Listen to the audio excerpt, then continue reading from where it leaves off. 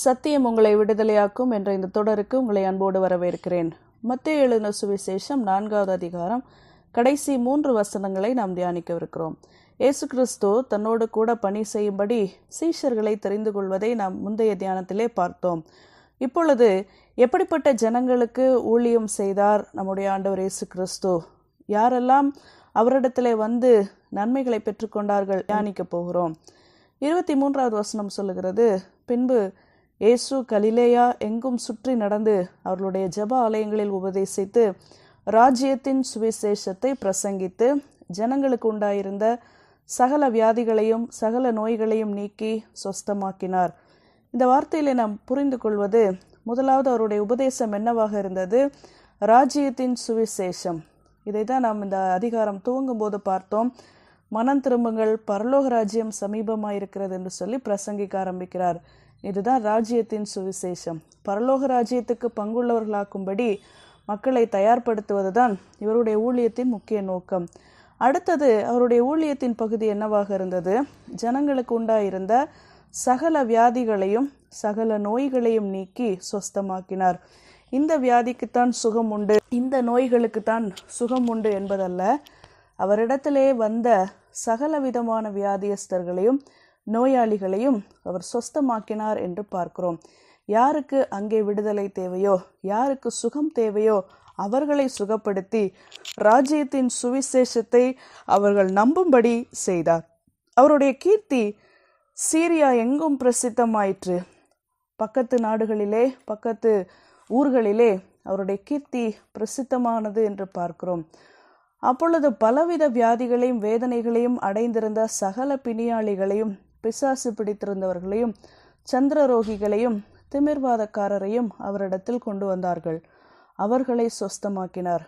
மேலே 2 விதமான பெயர்களோடு வந்தது, சகல வியாதியும் சகல நோய்களையும்.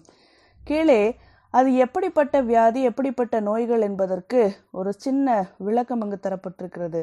சகல பிணியாளிகள், எப்படிப்பட்ட வியாதி எப்படிப்பட்ட காயங்கள் எப்படி தீர்க்க முடியாத உடல் பிரச்சனைகளோடு இருப்பவர்களையும் சுகமாக்கினார். அடுத்தது வெறும் சரீர வியாதி மாத்திரமல்ல, பிசாசு பிடித்திருந்தவர்களும் சந்திரரோகிகள் என்பவர்கள் அந்த அமாவாசை பௌர்ணமி நாட்களிலே பிசாசினால் அலைக்கழிக்கப்பட்டு அவர்கள் கல்லறைகளிலே குடியிருப்பவர்கள் என்று பார்க்கிறோம்.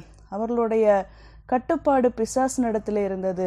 அப்படிப்பட்டவர்களையும் திமிர்வாதக்காரரையும், தாங்களாக எழும்பி நடக்க முடியாதபடி சரீரம் கட்டப்பட்டு இருக்கிறவர்கள், அதான் திமிர்வாதம், சகல பிணியாளிகளையும் அவரிடத்திலே கொண்டு வந்தார்கள். ஆண்டவர் எல்லாரையும் சுகமாக்குவதை மக்கள் கவனித்து கொண்டே இருக்கிறார்கள். அதனால் தேவையுள்ளவர்களை அவரிடத்திலே கொண்டு வந்து சுகம் பெறும்படி செய்கிறார்கள்.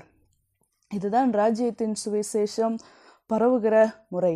இன்று நாமும் கூட ஆண்டவரை பிரசங்கிக்கிறோம். ஆண்டவரை பற்றி அறியாதவர்களுக்கு அவரை பற்றி சொல்லுகிறோம்.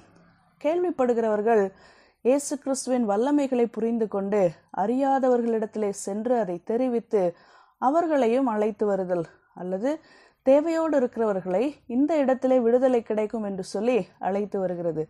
ராஜ்யத்தின் சுவிசேஷத்துக்கு எல்லாருடைய பங்களிப்பும் அவசியமாயிருக்கிறது. அடுத்த வார்த்தை, கலிலேயாவிலும் தெக்கப்போலியிலும் எருசலேமிலும் யூதேயாவிலும் யோர்தானுக்கு அப்புறத்திலும் இருந்து திரளான ஜனங்கள் வந்து அவருக்கு பின் சென்றார்கள்.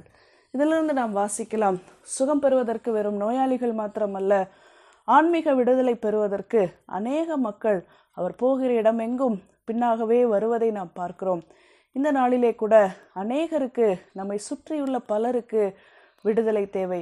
நம்மை சுற்றியுள்ள ஜனங்களுக்கு ஆண்டவர் தருகிற சமாதானம் தேவை. நம்மை சுற்றியுள்ளவர்களுக்கு சரீரத்திலே சுகம் தேவை, மனதிலே ஒரு பயத்திலிருந்து விடுதலை தேவை, சமாதானம் தேவை. அதை தருகிற இயேசு கிறிஸ்துவை நாம் அவர்களுக்கு அறிவிக்க வேண்டும். ராஜ்யத்தின் சுவிசேஷம் இப்படித்தான் பரவ முடியும். பிரியமானவர்களே, கர்த்தர் நம்மை ஆசீர்வதிப்பாராக. ஆமென்.